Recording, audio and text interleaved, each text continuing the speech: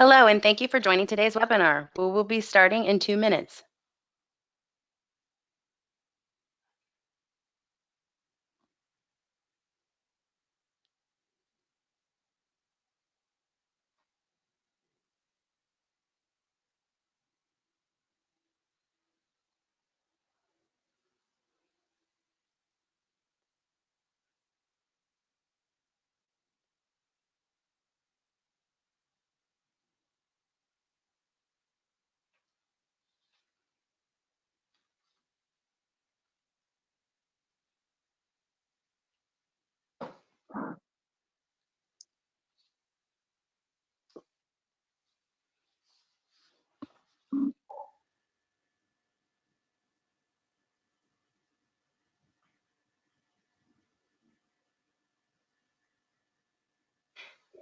Hello, and thank you for joining today's webinar.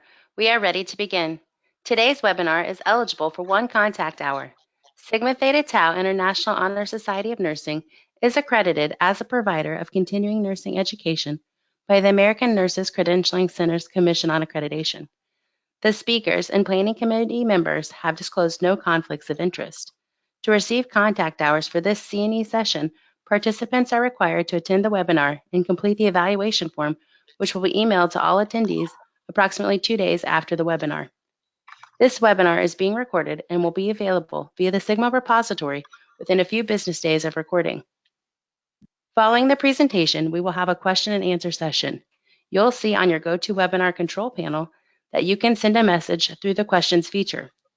This is where you can type in any question you'd like to pose to the presenters. Be sure to hit send so the message makes it to us. To test out this feature, please submit the state or country you are from. On behalf of Sigma, we would like to thank our speakers for sharing their expertise with us today. Our speakers are Dr. Carol Lisk and Marie-Louise Lauking. Dr. Carol Lisk is an award-winning leader in an online academic environment, a longtime community advocate and philanthropist. Carol's service includes board membership on governmental committee and nonprofit organizations at the local and international levels. Carol serves in elected and appointed international positions for Sigma and is currently a member of the International Board of Directors as Regional Chapter Coordinating Committee Chair. Marie-Louise Lauking is the current Sigma European Regional Coordinator, elected for a 2nd term.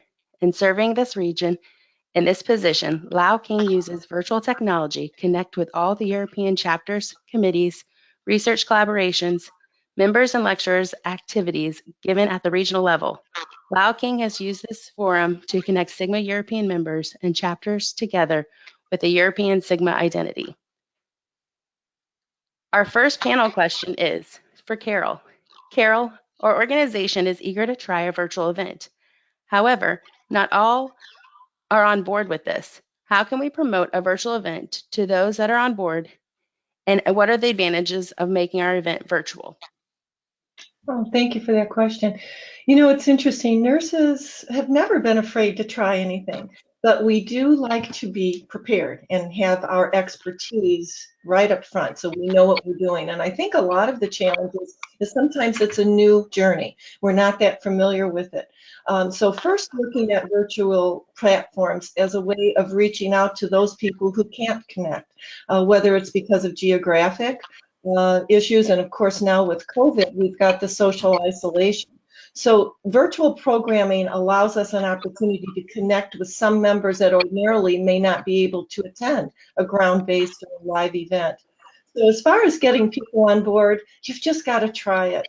It's not an exact science, and there is an area of developing mastery. So to some extent, I would say it's not unlike going from a novice nurse to an expert. We also start as a novice technologically proficient Sigma member to an expert, and that's a journey. We were just speaking a little earlier before we opened the program, and we would be kidding ourselves if we didn't say we didn't get nervous before any event, because we want it to be the best it can be, and we as nurses strive for excellence. So I would start by saying, number one, let's try it. We might be connecting with people who ordinarily wouldn't be able to connect with us. Number two, let's learn through this process. So we still have to practice and make sure that we're providing the best program possible. But we also know afterwards that we might need to look back and say, how would we do things a little differently? And thirdly, it's just trying something new. There is an energy that comes from innovation and sometimes a little bit of newness. It shakes things up a bit, and it allows us to, again, show that we're willing to stretch in order to reach out to our members and provide benefits to all of the chapter members. Marie-Louise, planning a virtual event can be overwhelming. How do you start this process? Where do I begin? Well, I think the first thing is to check, whether within your chapter or your region there's an audience, whether there's an appetite for a virtual event, whether people are willing to embrace new technology, because maybe not every member is on the same page. I think also as well, when you're looking at your audience, you should also look at the people that you might need to help you to establish this virtual platform. So I would look at more experienced members within chapters, maybe to start off with people that are sort of very familiar with using social media, because I think it has to be a comfortable transition as well as an exciting one, as a new initiative, but people have to feel as if they know what they're doing when they start, because it's a massive undertaking in regards to your volunteering hours. So, and also I would say time to plan, and yeah, that's also very important, not to start a month beforehand, but to actually take quite a lead, gives everybody, I suppose, that feeling of there will be adequate preparation, and that you bring everybody with you together on that journey, and therefore looking at issues along the way helps members to embrace, the speed maybe that you might wish to go at when you have established that there is an audience, that there are people who wish to participate and engage. So I would say baby steps, and make sure that there is an audience, otherwise you're doing the work just maybe for yourself, which is not very clever. But and then after that, building a team, because together everybody achieves more, and there is no I, obviously, in the word team. So those are the two things that I would suggest from my experiences as a past president and as a regional coordinator at the moment, is a little bit of groundwork before you actually take on a virtual event. Yes. So. Carol, what questions should you ask when selecting a platform? What should we look for when we're using a virtual platform? Platform selection is about as personal as it is choosing a laptop in many respects. What works best for you, but it's also a cost factor. So one of the things we've learned recently is that, especially now with the social distancing internationally, globally, that several of the platforms work better depending on the country you're in, depending on the type of program that you want to host. Do you want to identify who's registering in advance and who actually attends? So when you're looking at platforms, first start out by looking at the various platforms. Several of them that I can think of offhand would be like GoToWebinar, GoToMeeting, Cisco WebEx. Many of us work in an organization where they have a meeting platform that they might allow us to use, and then you're able to work through their network and security system. Also, Zoom has been used. What we have found is that there are advantages and disadvantages, if you will, or some pitfalls to some of those platforms. So start by looking at cost. And cost is often driven by the options that you need, as well as the number of attendees that you want to participate. And many of these platforms will allow you to increase the licensing, if you will, for one event. So let's say, for instance, you generally have about 30 to 50 members attend, maybe even less. You can go with a smaller licensing fee, but you're going to host an event such as what Marie does throughout Europe, where you may have 100+ people attending, such as today. In those instances, you can upgrade the license for just that one event. So you want to check to see, are those options available? What is the pricing? The other thing that we've heard from chapters, but we can't afford it. Some of these platforms can be expensive when you purchase a private license. And that's when we've recommended collaboration, whether you're working with another chapter in your region. And what's interesting is some of the chapters that are larger may have more funding, but they don't have the same human capital. And maybe some of the smaller chapters have very enthusiastic members, but they don't have the funding. So the region coordinators are a perfect individual to talk to say, who could we collaborate with? And in fact, some of those chapters may already have a platform purchased. And then the final piece is working with a chapter that might be able to offer some continuing ed units. They may already within their university do that. So when you're doing those collaborations, there may be some serendipitous benefits as well, besides just using and sharing a platform. I'd just like to add something there, that as a regional coordinator for Europe, that is something that when I, in my first term, in order to obviously collaborate with all the chapters and all the committees, I did have a subscription to a virtual platform. And as we went along, I also offered that to all the chapters, you know, give me the times when you want to meet for your board or research. And we made a matrix and popped them all in so that I was able to offer, and we didn't have clashing in the agendas. You know, so that was something that I think the regional coordinator is very well placed to do that pivotal role if possible. And that's a great idea. I love that idea. Marie-Louise, how do you determine when to host the event? What time of day, what time of year? Well, when I started at the regional level, I held a small straw poll at one of our regional committee meetings, which I have to say I'm very lucky because I get literally as good as 100% attendance, which is amazing still. And I just ask the chapter leaders, you know, how is the faculty curriculum in your university? Can you say something about your particular country?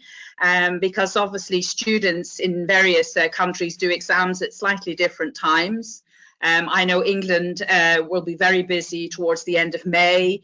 I know that Italy may be in March. So that information comes back. And then I also look at all the committees that we have in Europe. We have 7. And then you get an idea of roughly what the time is during the day.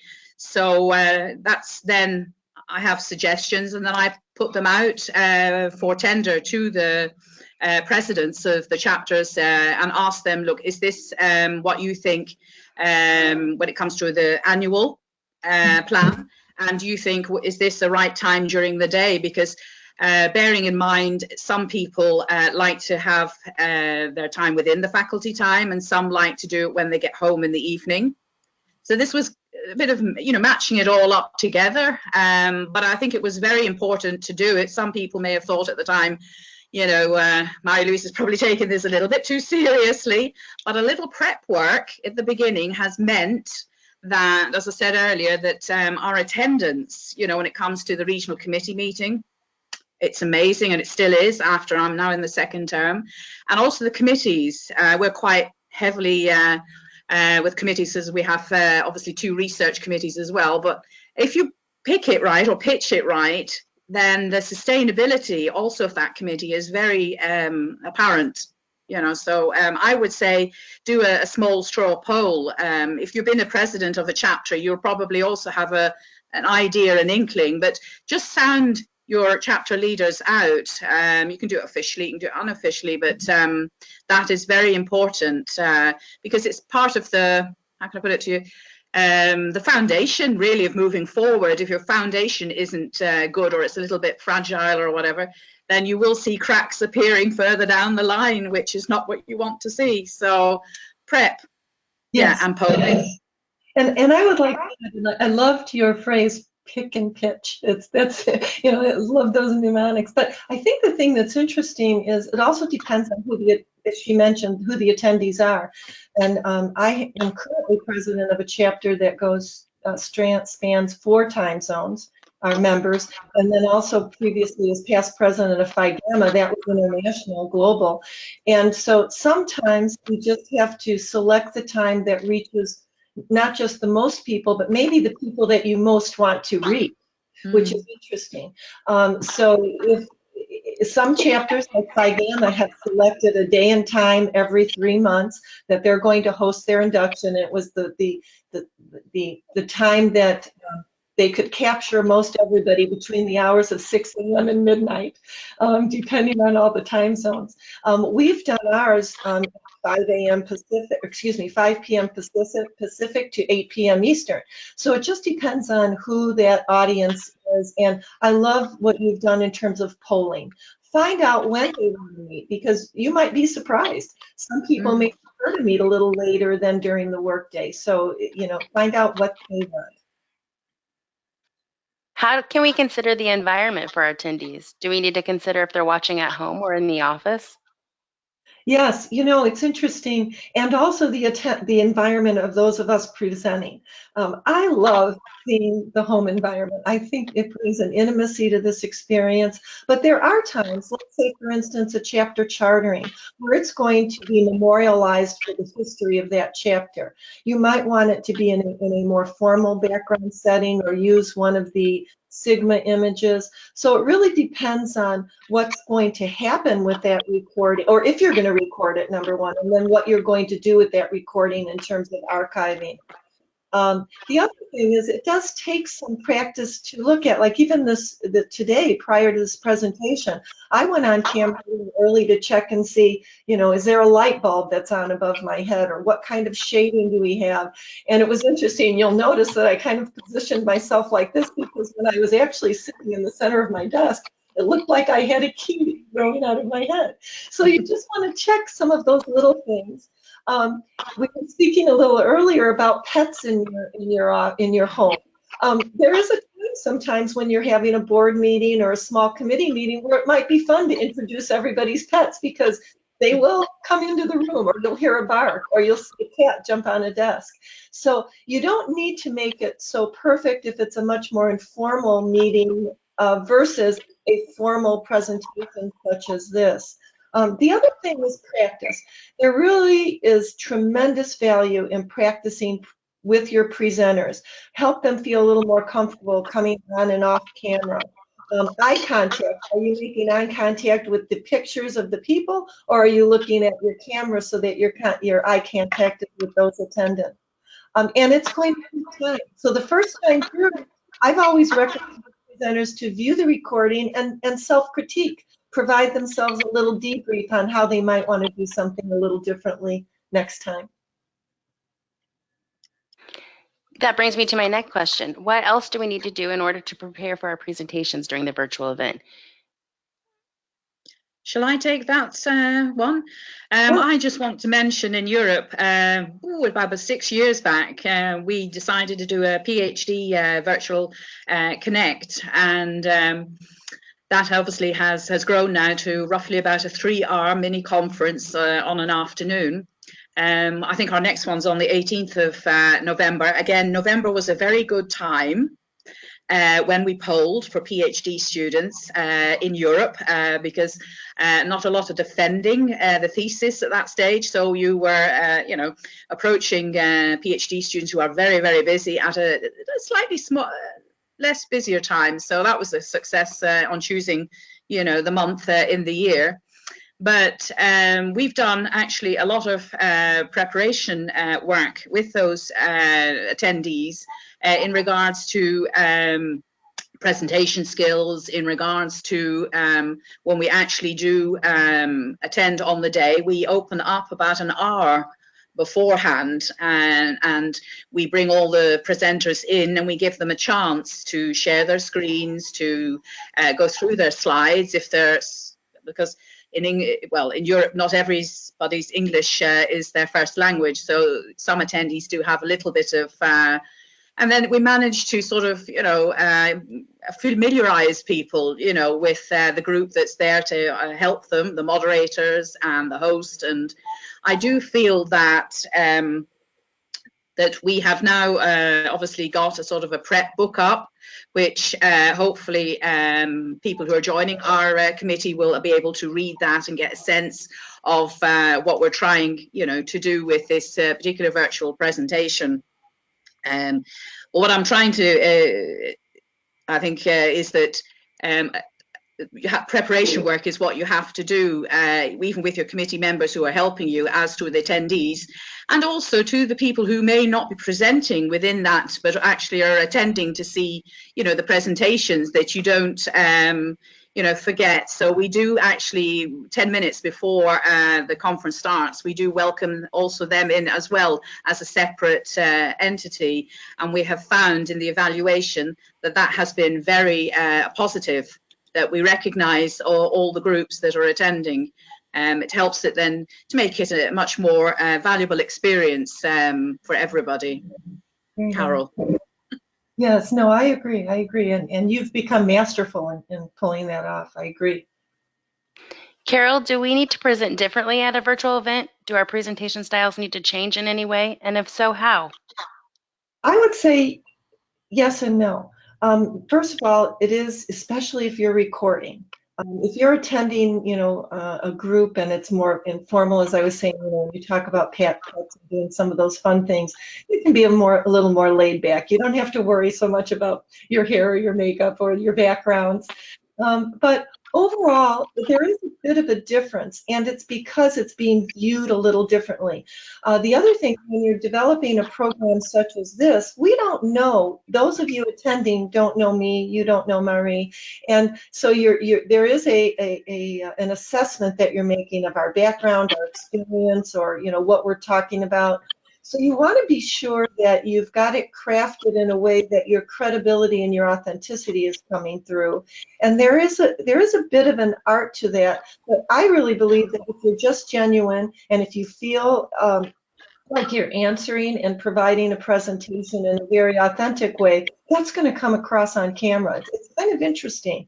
The other piece to that is I remember when I first started these presentations, boy, and this has been Phi Gamma, probably at least 6 to 8 years ago when I first started doing more virtual global presentations. I always worried about forgiveness. When you're on stage and there's a little blooper with a technology piece, or if you happen to cough and need a sip of water, the audience sits there and waits.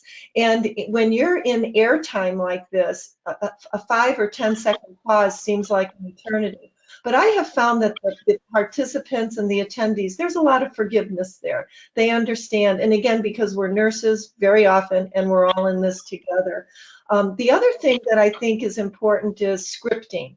You want to have scripting, but you don't want to sound scripted. And so, after a period of time when you do a number of inductions, you almost know what you need to say by heart. So you can speak a little more authentically looking at the camera. But there are times when you may need to look down and use notes, like if you're reading somebody's bio. So just know that you want to still be very natural in your movements, but try as much as possible to look up. So if you have multiple screens or a mobile device, you can put your script to the left, so at least your head is up and you're reading, but you don't feel like you're always looking down. So if you do a small 2-minute practice and see how you would look on camera, then you can just review how you feel you should change your body movement. Again, because it's up close and personal. It's far different than being on a stage, on the other side of the room. Marie-Louise, should we set up a code of practice for our virtual events? Yes, I think we should. In the light of COVID and hacking, this I think is a very important question. I also think that when you have a committee that does the virtual events, and maybe you have new members, it is also very important, to have some documentation that you can pass out, to your committee members, so that they can become, knowledgeable within a shorter amount of time. I also think it is very important that everybody knows on a virtual meeting, if something like a pitfall happens, what they're supposed to do. And I think also tasks are very important, to maybe you might have a host who's hosting, but you should, I think, in these days have maybe a moderator, somebody who is just looking after the technical ability, who is probably, looking after maybe the waiting room, checking the people that are coming in against maybe your registration list, maybe helping you lock the meeting at some stage, and I think if everybody who is in the committee who is helping, obviously, to perform this, has their roles and they're defined, especially if something does happen and you are hacked, that people know what to do and how to carry on. If that means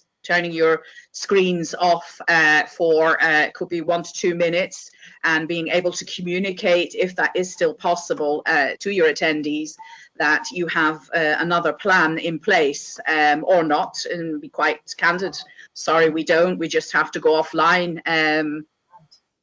So I think, yes, in this day and age, I think unfortunately a script is definitely a prerequisite. I just think it's challenging, but I think we're having to lift our game on that respect. And I think it doesn't matter what platform I think you go for. I've heard, there are a number of incidences world round at the moment, and so there's that. I think a script also makes people in the committee think, of all the things that need to be included. And I think it also brings up a good discussion and a sense of camaraderie. So, yeah, I think it's important. Great. And I might add, I loved your recommendation about a moderator. We always had 2 people set up as hosts in case one person's technology failed or was getting a bandwidth loss. Then you had somebody that was right there to continue. The other thing, I love the idea of the moderator, because very often you will have chat, especially when you're in a smaller committee environment. But sometimes people get a little off with their, they'll start talking about the weather or their family when you're trying to accomplish some an initiative, discuss something, and really make sure that your committee is achieving its outcomes. So in those instances, you can set up some parameters where you have a little bit of a water cooler discussion, if you will, for prior to the meeting. Once the meeting starts, set up guidelines that the chat should be focused on the discussion, and remind everybody that they should mute unless they're going to unmute to speak. So it takes a little bit of a reminder before every event, and most people very much appreciate that, especially video. Sometimes they won't realize that when they log in, they're on video and they aren't camera ready. So you're actually offering them a service and a kindness so that they don't get embarrassed that maybe they're on camera and they didn't realize it. Plus, I just wanted to add, I think that a code of practice also you can archive, in your either your chapter archive or with the region in our regional archive, which makes that if you're having new volunteers, that you have something, that they can actually grasp, can look at. So maybe you have people that are not experienced, but with a code of practice that gives some form of security, makes people feel also a little bit reassured as to, if things were to go whatever way, how they would, react. And also the responsibility, it makes it very clear who's responsible for what. Which I think is also very important, because if you do have an incident which can be, in any way a pitfall, it's a bit sort of, everybody's flight or fight reaction comes out, and therefore, if you know beforehand how to react and who's going to, I think it also makes it look to attendees and obviously to the evaluation later. I think it helps the support that you obviously will be offering at a later stage if needed. But I think it's, Yes. Agree. Carol, if I'm not comfortable with technology, who can I turn to for help? Well, you're looking at her. No. Interestingly, technology is such a broad topic, but the fact is that technology also is individual parts and different individual types. So we're speaking about virtual programming, and you always want to have somebody that, again, can back you up and give yourself time to practice. Many of us are not digital natives, if you will. We didn't grow up in this environment. But what's interesting is how people are embracing it and understanding that the options in virtual platforms are becoming far more intuitive. And as a host, you have options that you can do a little differently than the presenter options. So who do you turn to for help? First of all, Sigma has tremendous resources. And I know for a fact, you've heard from me quite often, but no, seriously, you don't have to be a technological expert to understand the importance of using technology. That's the first step, that you are open to creative, innovative uses of technology, but start one step at a time. Don't jump in and think, I'm going to do all of this. I'm going to do a virtual platform. We're going to put it on Facebook Live. We're going to Twitter it. We're going to tweet it out through Twitter. Oh, and then we're going to do Instagram. So start and try one at a time and master it. The other thing is I've recommended practicing among your chapter members or a few chapter leaders. If you're not sure about how to use Twitter or how to retweet something, or if you're not comfortable with Facebook Live, do a little practice with each other so that you can develop a little comfort and mastery before you start releasing this information to your chapter, or like in Marie's case, through the region, or internationally. And then finally, we have not only resources such as this, our videos. If you were to reach out to Sigma staff and say, would somebody be available to help me in our first event? Or chapter presidents like myself currently who have done it. And, I would be more than delighted. And there's several chapters now that have done virtual events. We would be happy to sit in on your first event and offer some support and advice. I mean, that's what we're there for. We're there for you. We're Sigma strong. And we can do this. And when have nurses been adverse to technology? When you look at the equipment that we deal with in the hospital setting or in our nursing experience through education, I think we just need to look at it as another piece of equipment that provides community health. And when we look at it like that, it becomes something that we realize is a very valuable tool. I must add something. I mean, I'm a critical care nurse practitioner, so obviously technology shouldn't be a problem. I mean, I can make a ventilator whistle, and a dialysis machine still after, leaving the profession some years ago, I can still, but come to, technology, social media, oh, that's a little bit different. Oh, yes. So what I've done is I've looked in the region for people that, are very comfortable with social media and computer, and got people together. And it might only be 2 people, but, and get them together, and then it grows and it grows. And then you do your first event, and when it's a success, it sort of grows. So I would say, if you're at the beginning, baby steps, small things, and you'll be surprised, and if they don't work out, you tweak it and then, carry on, because again, we're Sigma nurses, and we are obviously always trying out things, and it doesn't always have to go 100%, I'm not talking about failure now, but embrace, that, we're volunteering, we're serving, and this is extra to our daily jobs. So, I think baby steps. Yes. And, to your point, we need to forgive ourselves as well. Yeah. And we understand that we're not perfect beings, and that if we're trying something new as a volunteer for Sigma, it's going to be great, and that every opportunity gives us a pause to look at it and see how we can change things and make things better. Again, that's what we do as nurses. So it's really nothing different. We're just applying it to this technological experience. Going along with our technology discussion, what if technology doesn't work during the event? What problems might we encounter, and what are possible solutions? Oh, wow. Oh, go ahead, Marie. Well, I would say that before you would obviously find out on the particular provider that you're using, all the scenarios. I know there's quite a lot online, even within the packages that, you might have.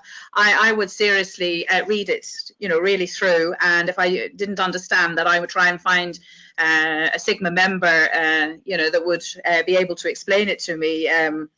I know Paulo Costo from the Portuguese chapter, who is a PhD student, is an absolute whiz, so he's my go-to at the moment for our conference shortly in May, because he's able to explain quite, what's the word, I think complicated, more simply. So I would say preparation, I know you can't prepare for everything, but I think you should obviously, with the people who are hosting with you, have a backup plan, and don't think it won't happen to you, because at times it can, and that's not a problem. But to have that plan in place, and to have the person who's going to be the moderator be able to call, and say, right, this is going whatever way, we put the plan into place. And that might be putting the switch off, or it might be putting the screen blank if you're able. But I think that all scenarios should be discussed within your group that are helping you, not just obviously getting your presenters in and all these things that you're having to do, but I think also scenarios that you might encounter. I think you have to have some form of a commitment in the group, that if this happens, who's going to take the lead? Sort of delegate the jobs, I think, at the time of going virtual. And the bigger, obviously, a virtual presentation is, for example, a conference, I think that you might have to have a standalone committee. That if you have a conference with a conference app as well, that you might have to have, I won't call it policing, but you'll have to have moderators all in the virtual rooms that obviously can talk to each other as well at certain times, because you just, as I say, I think you can never gather anything or capture everything, but you should have an intention to have a policy and have a form of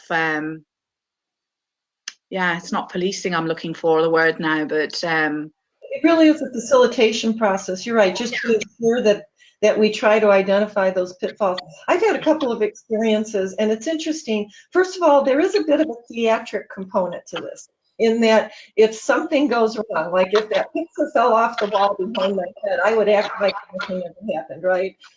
But sometimes you might. I mean, if there's a sound and it startles you. So again, try to mitigate those types of possible unexpected events. I had two situations. One, when I was president of Phi Gamma, I was conducting the induction. I'll never forget that when I was outside of my home office. I was working in a different location, and right in the middle of the event, all of my technology, everything shut down, went black.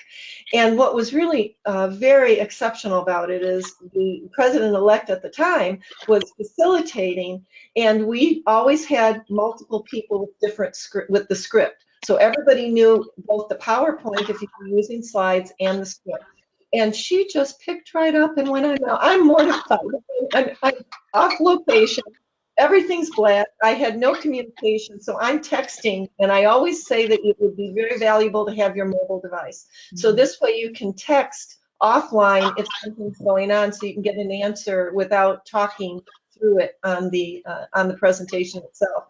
And interestingly, members were sending thank yous. This was a wonderful presentation. It was excellent. We didn't miss a beat. They didn't know that I was dying. The other situation that occurred fairly recently was I was conducting an induction, and I'm going through the script and talking, and in this beautiful presentation, advancing my slides, and we got a text message from the facilitator that said, your slides aren't advancing. The slide is still showing about 4 slides back. So in that situation, what I said to them, I just received word that my slides aren't advancing. I'm going to pause for a moment, let me refresh, and I'll be right back with you. So sometimes you have to notify the audience that you have to make a little adjustment. So you'll become more comfortable with it as long as you don't look at it as self-judgment. You know, it's like, well, it happens, let's fix it. Mm. Carol, how can we engage attendees virtually? You know, and one of the conversations is camera. Do we want people on camera? I love camera, but usually that's going to work most effectively when you're looking at about 20 people or less. And again, it just depends. So if you're going to be doing a presentation, such as some of the wonderful activities they're having in the Europe region, where you've got PhD, doctoral students doing a presentation, you do have to do a run through, just like you would a rehearsal, where they know when they click on their camera and click off their camera. The other thing that happens with cameras is that every now and then, depending on bandwidth, it might impact audio. So you do want to do a little bit of a practice in advance to see, will this particular program and this particular platform allow us to do camera without it impacting audio, or you'll get breaking up or it'll freeze up. And how do we else engage members? A lot of it is the pre or the advanced marketing. You know, we need to remind them why this is a valuable event to attend, that it's relevant to their practice. And there are two ways during the event you could have one person just monitoring the chat and responding to questions about the topic. And then don't forget your website or the circle. Say to them, following this presentation, we're going to conduct a discussion on the circle to further this conversation. And the presenter or a selected one or two members of your chapter will lead the discussion. And sometimes you have to prompt people. You have to have certain people submit, so that people don't want to be the first one out on the dance floor, right?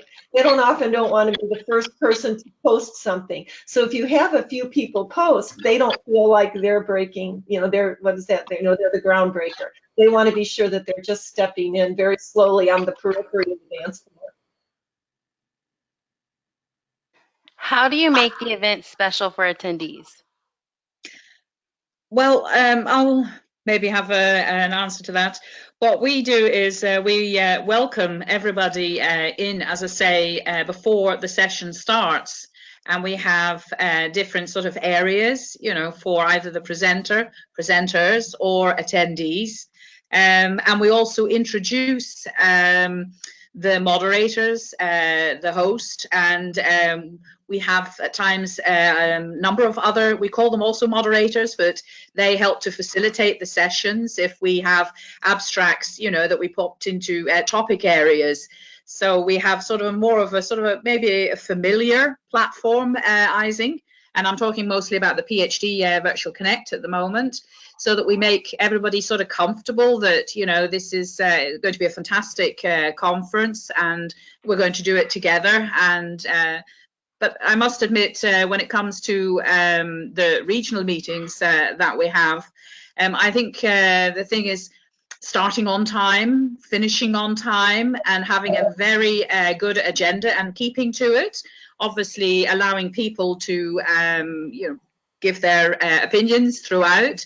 I myself try after agenda points just to clarify the actions, make it very clear what has been decided, or is there any further action. So those are in those virtual committee meetings. At conferences, when I'm talking our 1 to 2 day virtual events, I think at the moment the virtual breakout rooms, I think, are very important, you know, to making people feel special in the fact that we will be providing, I wouldn't call them moderators, but there'll be a number of us in these rooms, I don't know, milling around virtually, I don't know how, but obviously to, you know, make sure that everybody's included. It has to be inclusive. I think more so with virtual programming, because you want people to have that feeling that it was obviously educational or it was very interesting, but you want them to feel that it was worth their while logging on, even though they might not have to travel. They can do it from their office or their whatever, but you also have to make it, feel that they are, very important to your program. It's not just your presenters, it's not just the people who are working behind the screens, but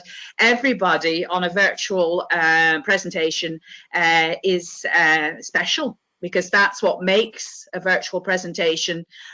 People want to come back to visit you again, is when they have that feeling that you make them obviously feel that they were integral into your virtual event. So that's my take.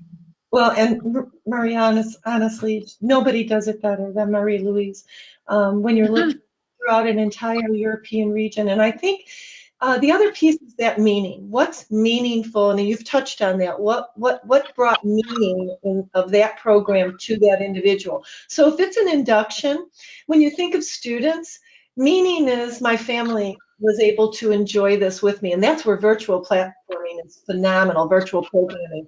Others can join, grandparents who might be homebound, irrespective of COVID, or other people in the world that you would love to be there, but they may live out of the area.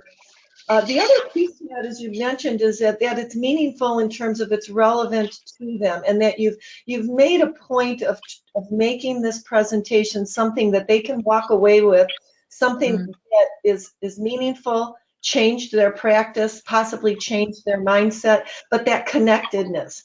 The other piece to that is making it special by thanking them at the end of the presentation. If it's a small enough, well, it doesn't matter the size of the group. You can send a thank you for joining us email.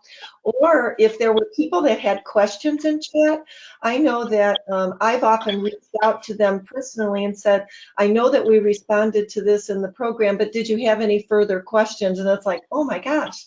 The other thing, this is a perfect example of a pitfall that turned into a pearl. I was conducting an induction, and there was one name omitted, and then on another instance there was a name that was misspelled. Well, you can't. What I've said now subsequently is there anybody that would like that somebody who's in attendance whose name inadvertently was left off, and then I give them a special moment where they actually come and I unmute them so they can say hi to everybody, and then I will correct the PowerPoint presentation, and even though I can't change the recording, I'll send them the corrected slides so that they can include that in their e-portfolio. So it kind of leads into the next thing we wanted to cover was, what do we do after the event? How do we make sure that after the event we look at it? And it's all about wrapping up in that debrief. Double check your questions, make sure everybody was answered. And also, nurses don't have a problem critiquing. We know how to assess and say, did this work or didn't that work? What I do is I reach out to all my chapter leaders, the officers and committee chair, and I used to say, how did it go? And everybody was so sweet. Oh, it was wonderful. It was wonderful. You did a great job. That's not what I wanted to know. So now I ask, what should we change for next time? I really want some specifics, whether it's something is, the environment, lighting, but by and large, should I have done something different in the order of the presentation? Did this slide work? And so immediately within 24 hours, I make those changes, because the next induction isn't going to be for another 4-6 months down the road. And you have to be fair to yourself. You're never going to remember all these details. So I think that immediate debrief is very important with documentation. And then just celebrating the success of the event. Thanking people for being there, thanking all of those people that helped, as Marie was talking about, any facilitator, moderator, your tech person, those people that helped promote it. Those things are very important, because it helps you wrap up with a real great, genuine feeling that you accomplished something that was meaningful. I'd just like to add that last year, when we finished the PhD Virtual Connect, Peter Wolfenberg and Anna Felipe and Harman Hummel and myself, and we were just, quite euphoric, really, the fact that we'd survived. But I think the fact that it went so well that there were nobody wanted to go offline. And that was actually, the conference had finished and the attendees were still there and the presenters. And I think that's also, at times, we had a wee debrief, I think, with some of the presenters as well, not just the committee. And then eventually we had with the committee itself online debrief, but we did follow up afterwards with everybody, that was on that virtual, just a small email asking, did they have, a good experience, and did they have any suggestions? Would we consider, extending a virtual conference time? Because obviously that's a very high. Do you do 3 hours? Do you do 4? Can you expect people, to sit that long, or do you expect people to dovetail in and out, which might obviously, be important if you're showing everybody on camera that might, So I have to admit that. The prep work that you do beforehand is great, but I think you also have to do quite a lot of work afterwards as well.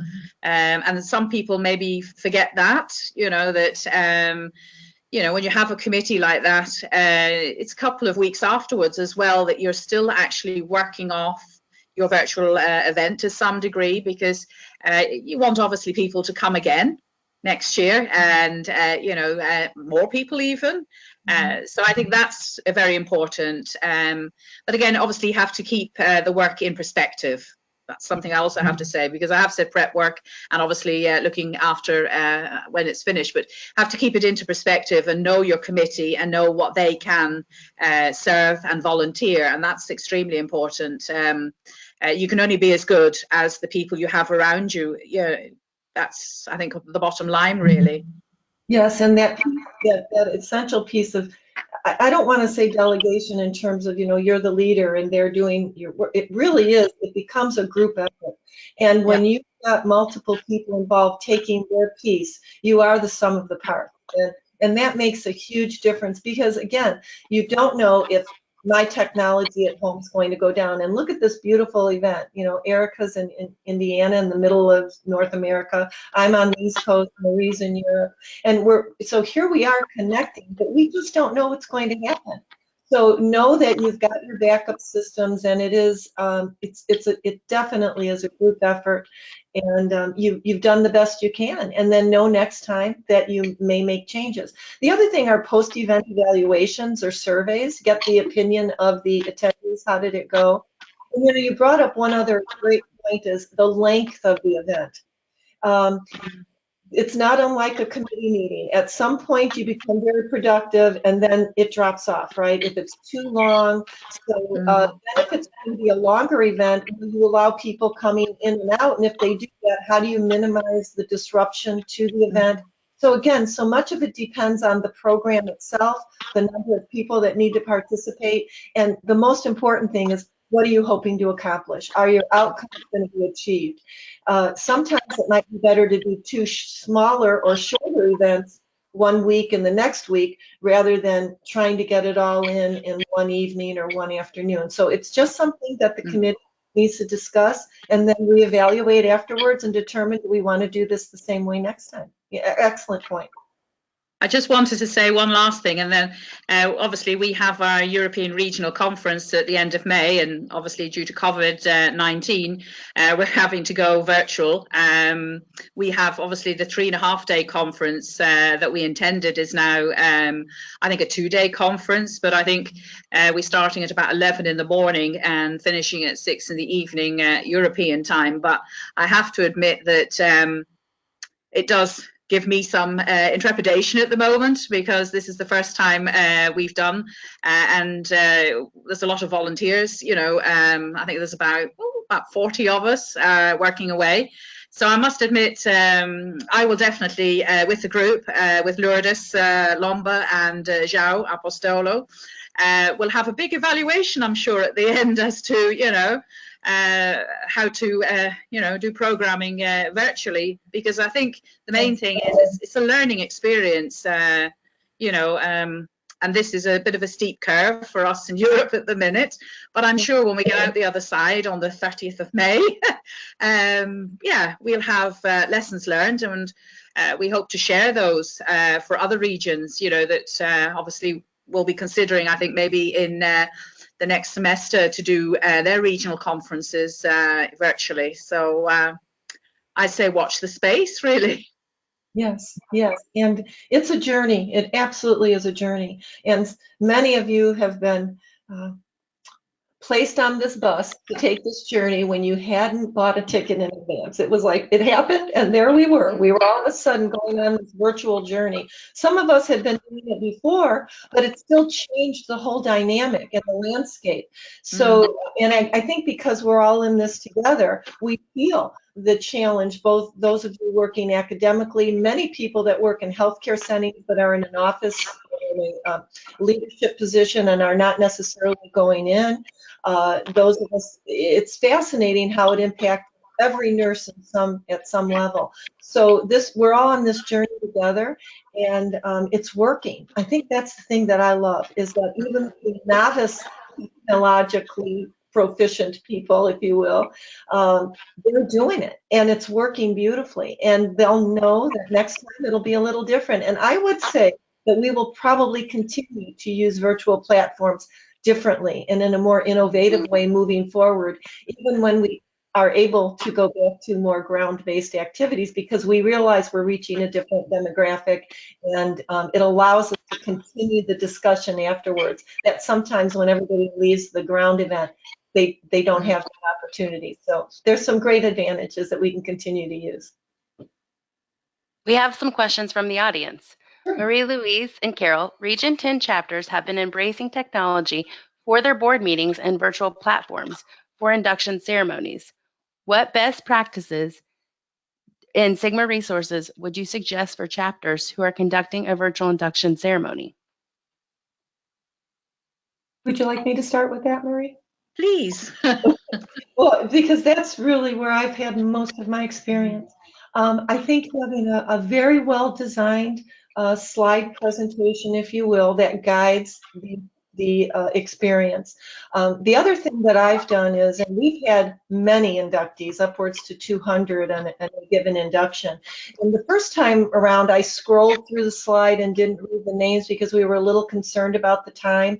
And I realized that wasn't special to them.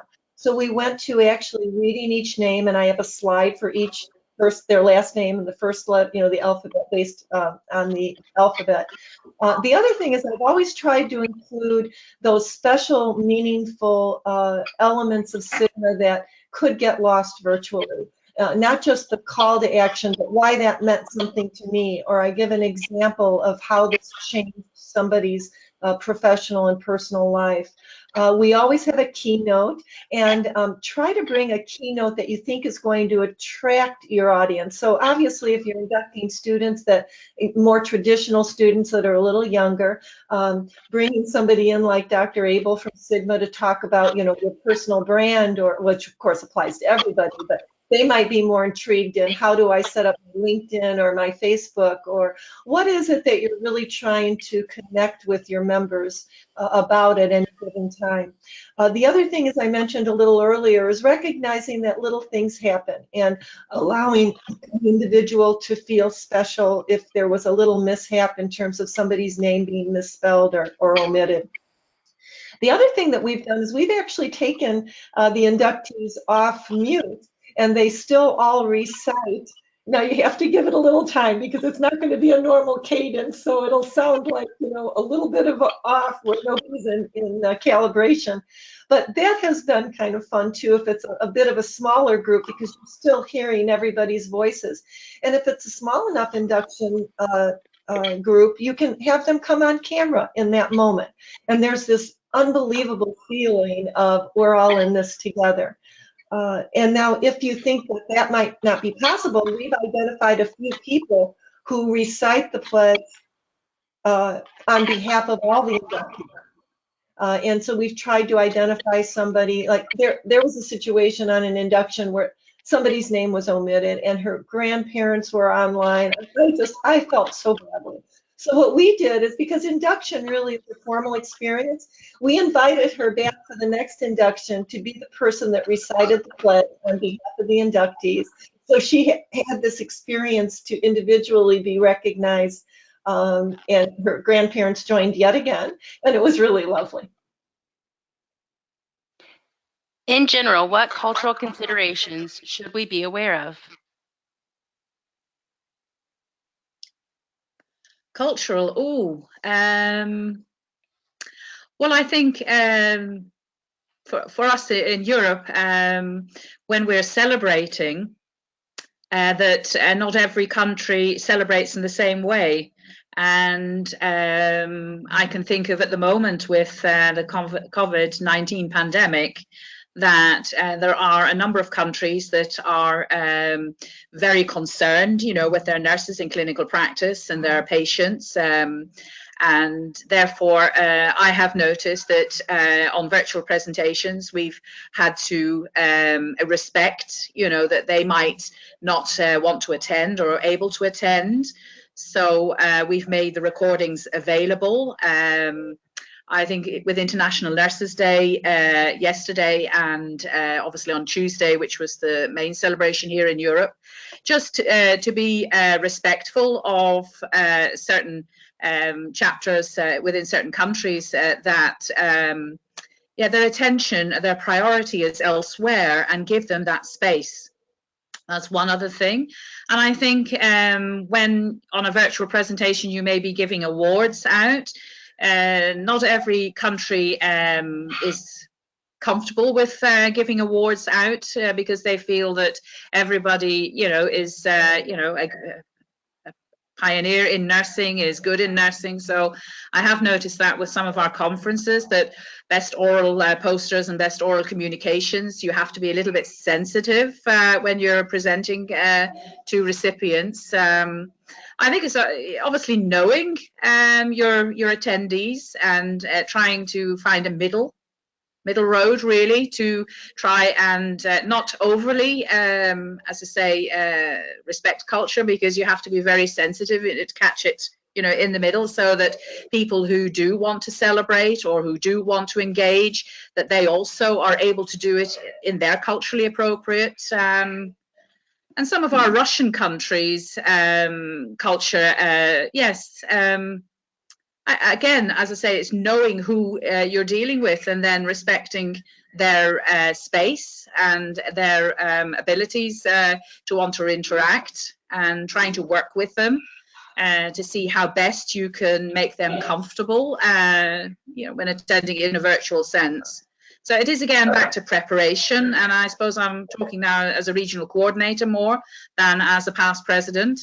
It's, obviously, trying to get to know your chapters and sound them out a little as to, how best can I serve you as a regional coordinator, and taking that on board when you're programming and, when you're asking people to, I've also noticed that a Sunday in Israel is a working day, but in the northern part of Europe, a Sunday isn't.